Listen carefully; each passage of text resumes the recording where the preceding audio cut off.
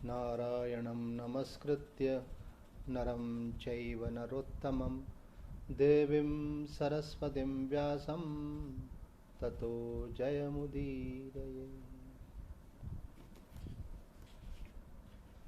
कल हम लोग मनन कर रहे थे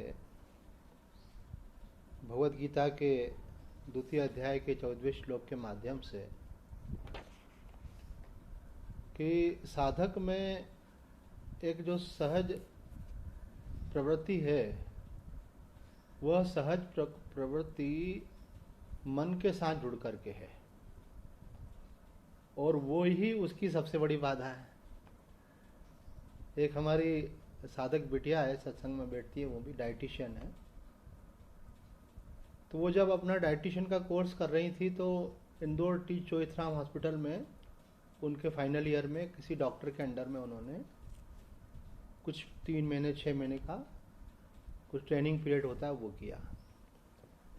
तो उन्होंने मुझे एक बड़ी अनुभव की बात बताई कि डाइटिशियन को ये बताया जाता है कि भोजन संबंधी बातें कि क्या खाना क्या नहीं खाना, कितना खाना कितना नहीं खाना। तो उन्होंने अनुभव से एक बात बताई कि एक बड़े आश्चर्य की बात है, जिस व्यक्ति को जिस बीमारी में जो चीज़ नहीं खानी होती है अक्सर देखने में ऐसा आता है कि उस व्यक्ति को वह चीज ही विशेष प्रिय होती है।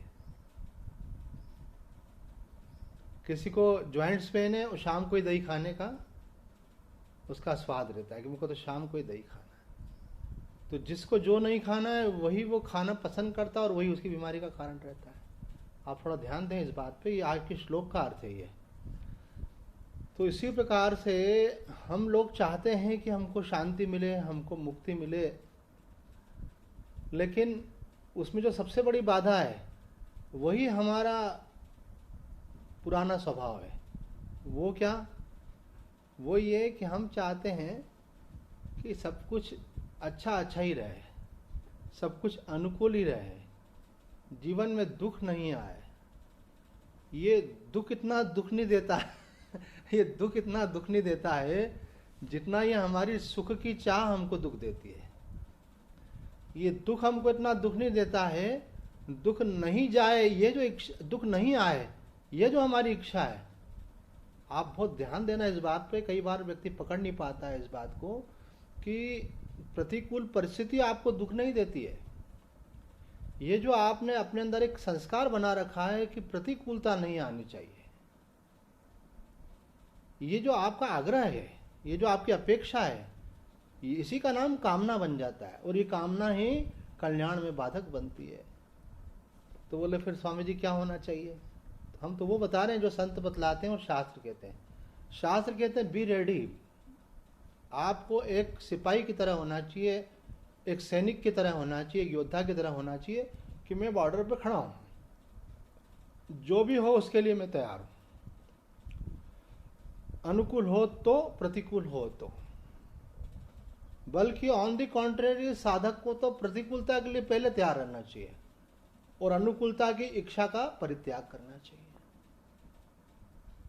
अगर आप सुख के पीछे भागेंगे तो परमात्मा कभी मिलने वाला नहीं है आपको। एक बात इस बात को समझ लें। अब देखो मैं ये स्वामी जी के शब्दों में आपको बोल के बता रहा हूँ। देखो स्वामी जी क्या कह रहे हैं, 4 लाइनें हैं, उसकी व्याख्या हम करेंगे।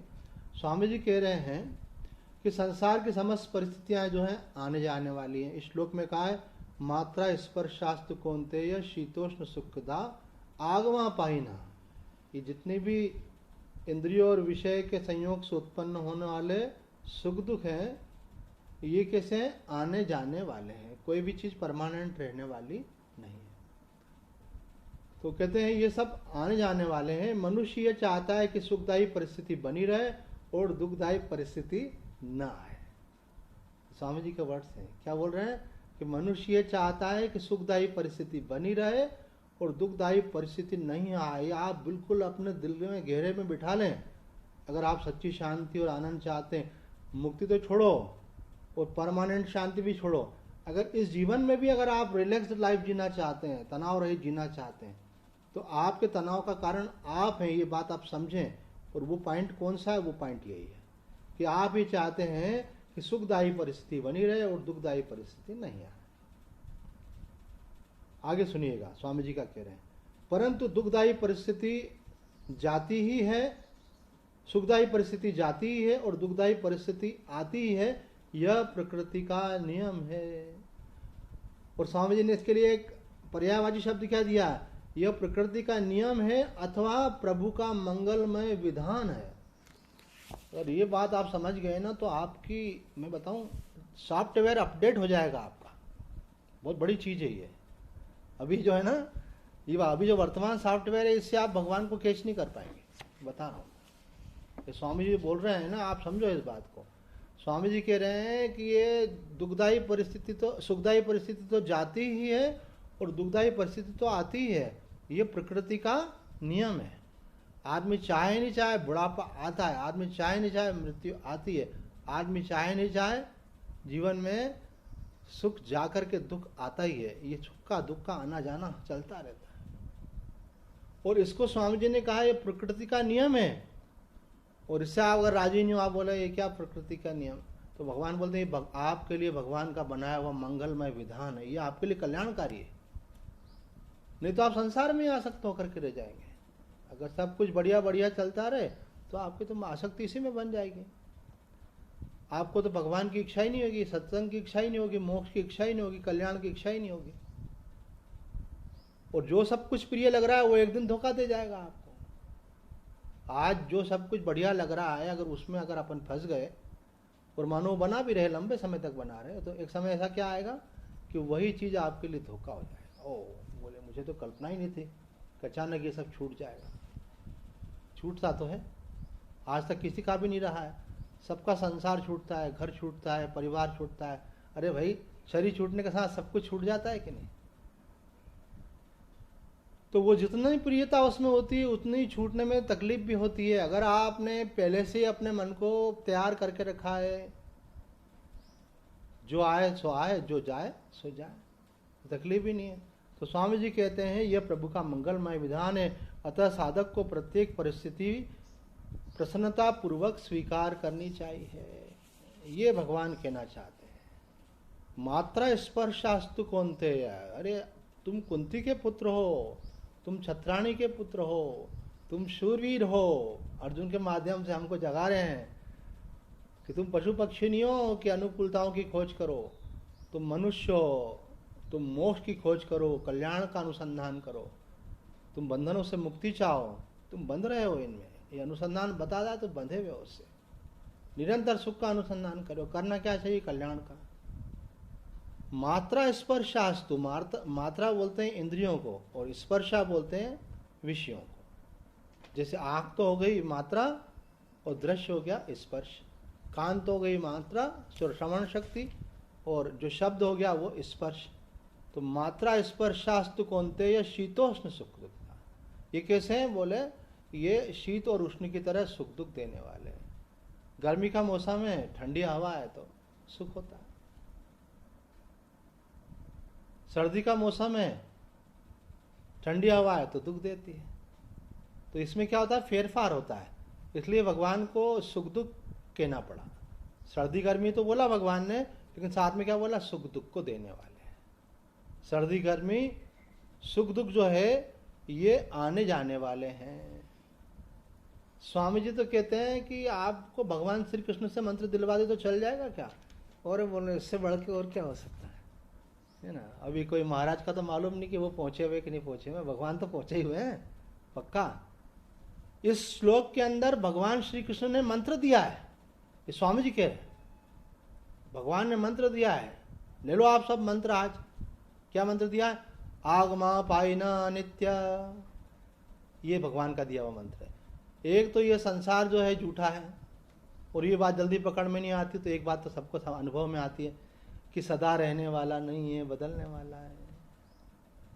हमारी एक बिटिया सत्संग में आती थी सालों तक, फिर वो पोस्ट ग्रेजुएशन करने के लिए शहर से बाहर किसी दूसरे शहर चली गई। तो उन्होंने कहा कि एक चीज़ ने मुझे बहुत हेल्प करी सत्संग की। मैंने कहा क्या? कौन सी चीज़ ने? बोले कभी कभी कुछ परिस्थिति ऐसी होती थी कि बड़ा मानसिक दबाव होता था, तो एकदम से ख्याल आ जाता था कि ये भी नहीं रहेगा, और जैसे ही ये ख्याल आता था ये भी नहीं रहेगा तो रिलैक्स हो जाते थे। आज कोई व्यक्ति बीमार हो जाए, हॉस्पिटलाइज हो जाए, है ना, दवाई के लिए स्ट्रगल हो रही है, ऑक्सीजन के लिए स्ट्रगल हो रही है, बेड के लिए स्ट्रगल हो रही है। आदमी का कितना दबाव रहता है मन के ऊपर, और ऐसे में उसको ख्याल आ जाए ऐसा कि ये भी नहीं रहेगा। और होता तो यही है, कोई परमानेंट तो हॉस्पिटल जाता नहीं आदमी, ठीक होकर फिर आ जाता है। अगर उसको केवल इतना ख्याल आ जाए ये भी नहीं रहेगा, ये बात हमारे एक महात्मा जी ने भी हमको कही। बोलो, मनोवैज्ञानिक दृष्टि से हम एक बात तुमको समझा रहे हैं, जीवन में मनुष्य अधीर क्यों होता है, उसके पीछे मनोवैज्ञानिक कारण यह है कि उस समय वो यह भूल जाता है कि ये परिस्थिति सदा रहने वाली नहीं है। उस परिस्थिति को ऐसा मान लेता है जैसे शाश्वत है, उसको पास्ट भी हट जाता है, फ्यूचर भी हट जाता है। उस समय बिल्कुल उस पर कॉन्सेंट्रेट हो जाता है और लगता है और इतना दुख, इतना दुख। एक व्यक्ति को अभी तो ये कोरोना की बीमारी चल रही है, उसके पहले कोई दूसरी बीमारी थी, वो तकलीफ हो गई और बुखार एक बार उतर करके फिर वापस से पलट गया, दोबारा से हो गया। 2 छोटे बच्चे थे, उसके बावजूद भी वो व्यक्ति इतना अधीर हो गया कि उसने आत्महत्या कर ली। बताओ कितना बड़ा अपराध है। आप बच्चे पैदा कर रहे हो, उनको पालने की जिम्मेदारी आपके ऊपर है, और आप जो है हिम्मत खो बैठते हो। अधिकार है आपको शरीर को नष्ट करने का, भगवान का दिया हुआ शरीर है, इससे बड़ा तो कोई पाप ही नहीं आत्महत्या से बढ़कर। और उसके बाद फिर इतनी जिम्मेदारियां ले रखी और आपने खुद अपने आप क्रिएट किया, आपने संतान पैदा की, पर क्यों हो गया?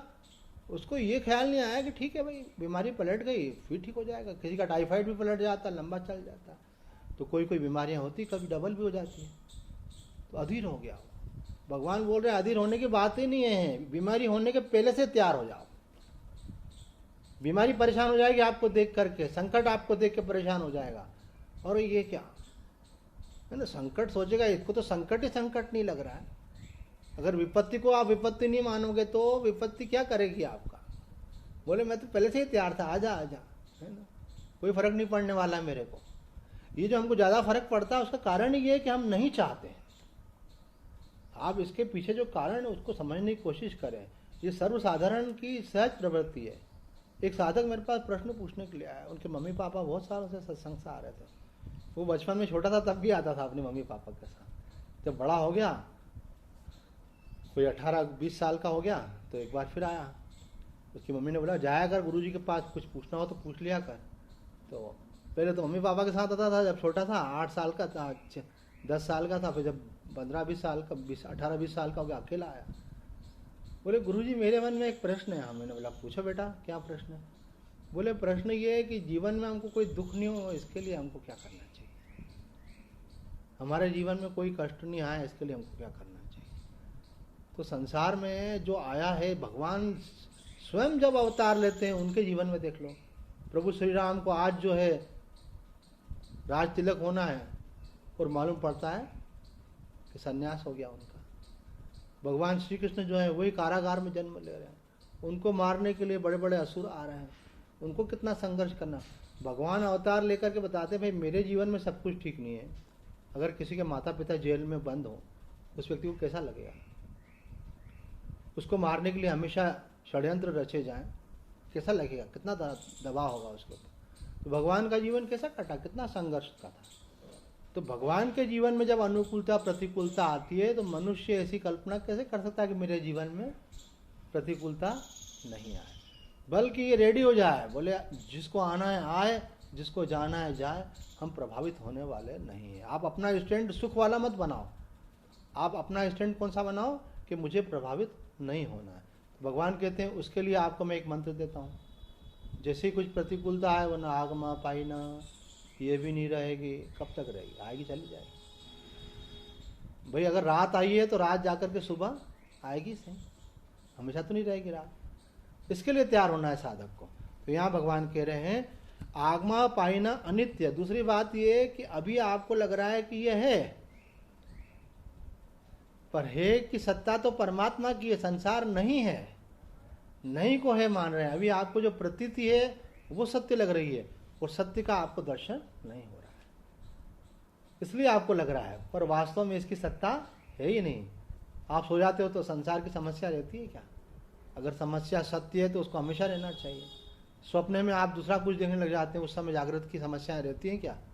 नहीं रहती है। इसका मतलब उनकी वास्तविक सत्ता नहीं है। लेकिन आपकी सत्ता सदैव है, आप जागृत में भी रहते हैं, स्वप्न में भी रहते हैं, सुषुप्ति में भी रहते हैं, गहरी निद्रा में भी आपका अस्तित्व है, समाधि में भी आपका अस्तित्व है, आपका कभी अभाव नहीं होता। और ये परिस्थितियां तो बदलती रहती हैं, रोज भी बदलती हैं।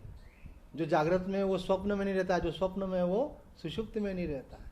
इसका मतलब क्या हुआ, ये सब बदलने वाला है, ऐसे ही बदलने वाला है और वैसे ही बदलने वाला है। वैसे मतलब जागृत में भी कोई चीज़ अभी है तो कल थी तो आज नहीं है, आज है तो कल नहीं रहे। अब तक के एक्सपीरियंस से भी तो देख सकते हैं आप, जो पहले था वो आज है क्या, नहीं है, जो आज है वो भी आगे नहीं रहेगा। दूसरी एक महत्वपूर्ण बात इस श्लोक के संदर्भ में जो शंकरानंद जी महाराज ने कही है, देखो उसको पढ़कर पहले उनके शब्द, महापुरुषों के शब्दों का महत्व होता है। आप लोग शायद एक फ्लो में सुनना चाहते हैं, लेकिन हमारा जो इंटरेस्ट पर्सनल रहता है, हम महापुरुषों के शब्दों को सुनना चाहते हैं। शंकरानंद बड़े उच्च कोटि के सिद्ध महापुरुष ज्ञानी कहते हैं, ब्रह्म ज्ञानियों को अनात्म विषयक सुख दुखों का अनुसंधान नहीं करना चाहिए, किंतु शरीर प्राप्ति से प्रारब्धवश प्राप्त हुए जो आध्यात्मिक आदि 3 प्रकार के दुख हैं, उनको सहन कर तीव्र मोक्ष की इच्छा से ब्रह्म का ही अनुसंधान करना चाहिए। अब यहाँ पे ये बतला रहे हैं कि मुमुक्षु का क्या कर्तव्य है, जिज्ञासु का क्या कर्तव्य है, जो भगवत भक्त है उसका क्या कर्तव्य है। तो बता रहे हैं भगवत भक्त का कर्तव्य यह है कि उसे अनात्म विषयक सुख दुखों का अनुसंधान नहीं करना चाहिए। हम लोग क्या सोचते हैं, अभी ये सोफा थोड़ा पुराना हो गया, अभी इसके अंदर अच्छा है, इसको रिपेयर कर लेंगे, बढ़िया हो जाएगा। अभी ये ऐसा हो गया है, बढ़िया कलर करा लेंगे, अच्छा हो जाएगा। अभी गाड़ी ऐसी हो गई, अब नई गाड़ी ले लेंगे। ये सुख का अनुसंधान है। और दुख का अनुसंधान क्या, अरे इसके कारण परेशानी होती है, इसको हटाओ, ये समस्या का कारण है, इसको निवारण करो, अरे ये कब जाएगा, इसको बोलते हैं सुख दुख का अनुसंधान। अगर मुमुक्षु सुख दुख का अनुसंधान करता है तो मुमुक्षु नहीं है। ये परम आचार्य बोल रहे हैं, ये सामान्य संत नहीं बोल रहे हैं। जिनको बड़े बड़े सिद्ध महात्मा पढ़ते हैं, शंकराचार्य और महामंडलेश्वर सब जिनको पढ़ करके ज्ञान प्राप्त करते हैं, वो महापुरुष हैं। ये क्या बोल रहे हैं कि ये जो अनात्मक है, मतलब ये जो आत्मा नहीं है, जो सत्य नहीं है, ऐसे जो सुख दुख हैं उनका अनुसंधान साधक को नहीं करना चाहिए। उसको निरंतर भगवत अनुसंधान करना चाहिए। भगवान के भक्त को निरंतर अपना मन भगवान में रखना चाहिए। कहीं ऐसा हो गया तो कहीं वैसा होगा, बोले जैसा होगा होगा। हमारे तो ठाकुर जी बैठे हैं ना, हम उनके चरणों में बैठे हैं। मुमुक्षु है, हमको इससे क्या लेना देना, हमको तो असंग रहना है, साक्षी रहना है। जो चीज़ आएगी चली जाएगी, जो भी आएगा, जो आएगा सो आएगा। अरे डरे पड़े लोग, नहीं आ जाए नहीं आए, जो आना होगा आएगा, जो जाना होगा जाएगा। और तुम डर जाओगे तो क्या रुक जाएगा क्या, बल्कि आपकी विल पावर कम होने से आप अधिक प्रभावित होते हैं। और बल्कि आप जिससे डरते हो उसको आप इनवाइट करते हो। ये मेरा अनुभव बता रहा हूँ मैं। अगर आप किसी से डरोगे तो उसका चिंतन करोगे तो उसको इनवाइट कर रहे हो आपका ध्यान उस पर एकाग्र हो रहा है, इसका मतलब आप उसको इनवाइट कर रहे हो। आपका मन जिस पर जाता है वो चेतना आपकी तरफ आकर्षित होती है। अगर आप भगवान का ध्यान करते हो तो भगवान के गुणों का ध्यान करते हो तो वो गुण आपके अंदर आते हैं। ठाकुर रामकृष्ण परमहंस के पास अगर कोई व्यक्ति जाता था दर्शन करने के लिए तो ठाकुर उसको देखकर समझ जाते थे कि ये किस इष्ट का उपासक है। जो जिसकी उपासना करता है धीरे धीरे उसके बॉडी के अंदर परिवर्तन होकर के वो गुण उसमें आने लगते हैं, वो उसके परमाणु बदलने लगते हैं। एक सीक्रेट बात बता रहे हैं महात्माओं की बताई हुई। वो जो स्वामी कृष्णानंद जी महाराज ने बताया कि अगर कोई भगवान श्री कृष्ण का भक्त है तो उसको श्री कृष्ण के दर्शन कब होंगे, उसकी एक प्रोसेस है। वो जब श्री कृष्ण शरणम ममा अथवा जो भी उसका मंत्र है उसका वो जब करता जाएगा करता जाएगा करता जाएगा करता जाएगा, होगा क्या, उसके पूरी बॉडी के सेल्स धीरे धीरे ट्रांसफॉर्म होते जाएंगे, परिवर्तित होते जाएंगे। वो जब खुद कृष्ण में हो जाएगा तब कृष्ण के दर्शन होंगे। और उसके पहले अगर हो गए तो वो उनके तेज को सहन नहीं कर सकेगा। उनको सहन तभी कर सकता है, तभी धारण कर सकता है जब उसके अंदर वो पात्रता। और वो पात्रता क्या है, हमारे स्थूल और सूक्ष्म शरीर के अंदर एक रूपांतरण की प्रक्रिया चलती है। जितना जितना आप भगवान का स्मरण करेंगे, जितना जप करेंगे, जितना ध्यान करेंगे, उतना रूपांतरण होता जाएगा। मुमुक्षु है, ज्ञान मार्ग का साधक है, जितना आत्म तत्व का चिंतन करेगा, जितना निराकार का चिंतन करेगा, उतना उसका देह भाव शिथिल होता जाएगा, होता जाएगा। होते होते वो जंप कर जाएगा देह भाव से आत्म भाव में। एक झटके में कुछ भी नहीं होता है। आज बाबा रामदेव जी बोल रहे थे बड़े बड़े क्रॉनिक डिजीज वाले हमारे पास आए, हमने दिया, लेकिन एक दिन में नहीं किया। उन्होंने लंबे समय तक आसन किए, प्राणायाम किए, हमारे बताए दिशा निर्देशों का पालन किया। अगर करते रहोगे भजन धीरे धीरे तो मिल जाए राधा रमन धीरे। कोई काम दुनिया में मुश्किल नहीं है, अगर करते रहोगे यतन धीरे धीरे। पर आप पहले अपना एटीट्यूड तो सही करो। अभी तो तरीका ही गलत चल रहा है। कर रहे हैं भजन और चाह रहे हैं संसार को। बोले इतने दिन से भजन कर रहा हूँ भगवान, अभी तक वो बड़ी वाली गाड़ी क्यों नहीं आई? इतने दिन से भजन कर रहा हूँ भगवान, अभी तक मेरे को मकान क्यों नहीं मिला? इतने दिन से भजन कर रहा हूँ भगवान, मुझे प्रमोशन क्यों नहीं मिला? अरे तुम इसके लिए भजन करते हो? अरे ये तो छोटी मोटी चीज़ है, भगवान फूक मार के दे देते हैं ये तो। बोले तुम मेरे लगे तो रहो, बाकी सब काम तो मैं यूं ही कर दूंगा तुम्हारे, जितना आवश्यक होगा, जिससे तुम फंस सकते हो वाली चीज़ भगवान नहीं देंगे। अगर आप मांगोगे तो वो चीज़ मिलेगी जिसमें आप मांगने के बाद फिर पछता सकते हो कि अरे ये मैंने क्या मांग लिया। लेकिन अगर आप भगवान का भजन करते रहोगे तो भगवान जानते हैं मेरा बच्चा है, मेरा ये लाडला है, इसको क्या देना है, कितना देना है, जिससे ये माया में नहीं पड़े।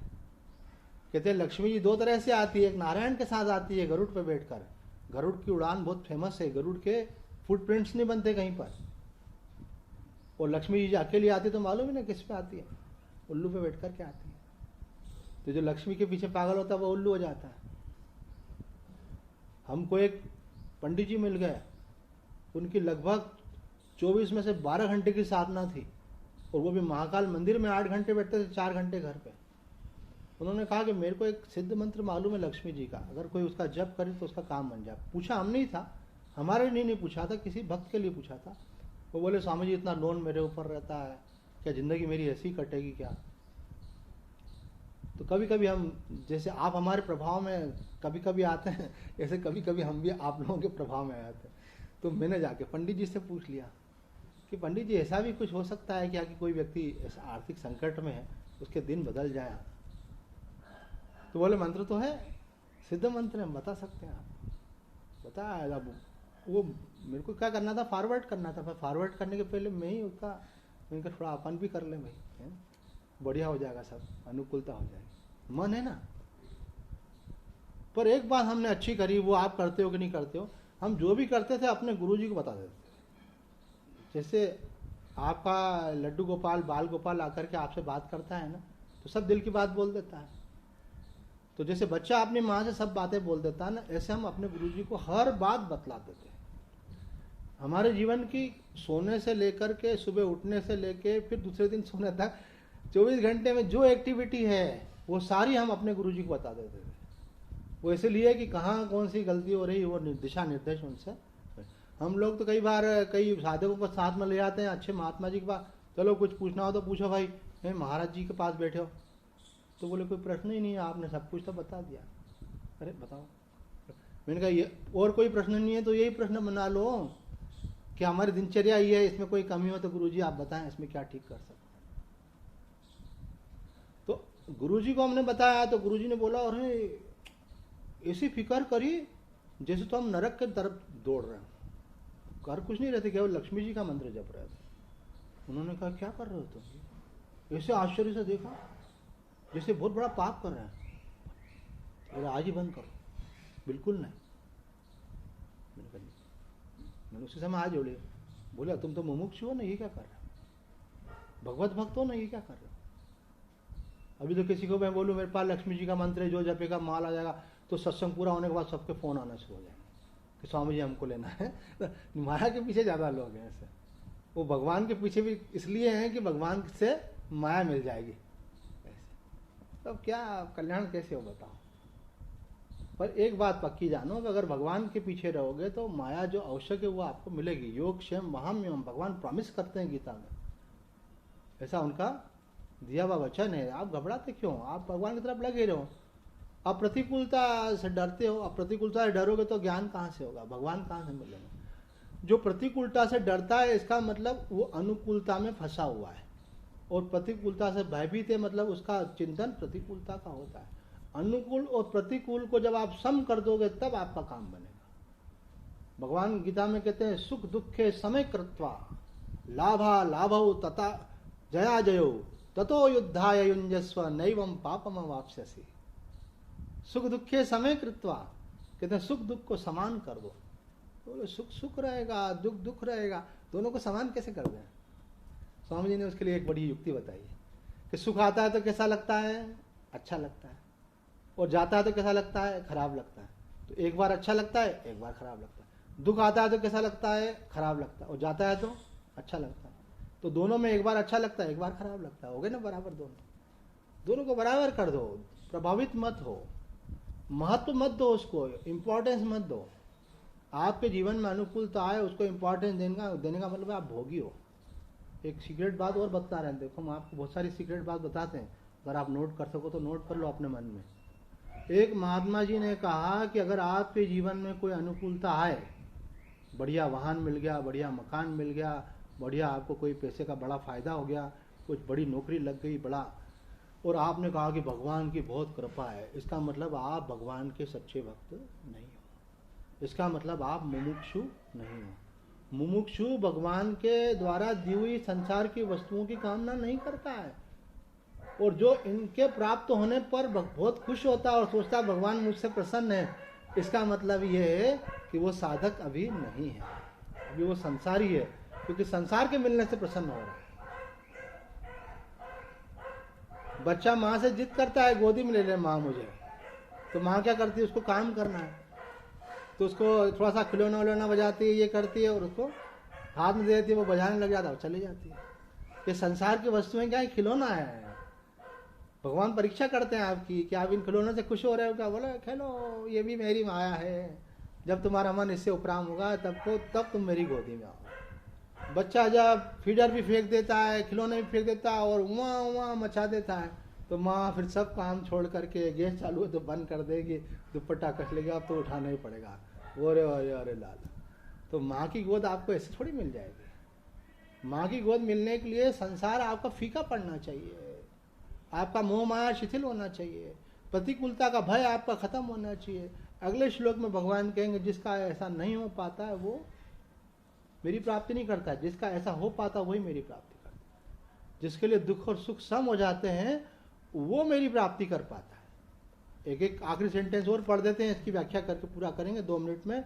समस्त संसार धर्मों से असंग होने पर भी आत्मा में उपाधि के कारण सांसारिक धर्मों के से संसर्ग भाषित होना ही उसका बंधन है।